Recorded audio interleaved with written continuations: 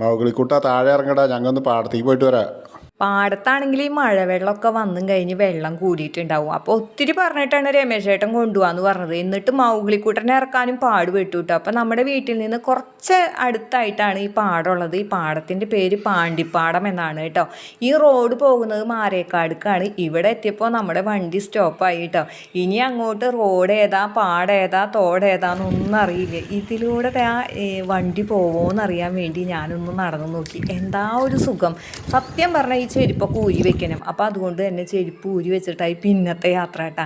ഇങ്ങനെ gloom gloom എന്ന് sound ഉണ്ടാക്കി വെള്ളത്തിൽ കൂടെ നടക്കാൻ കൊതിക്കാത്ത മലയാളികൾ ഉണ്ടായിരിക്കുമോ?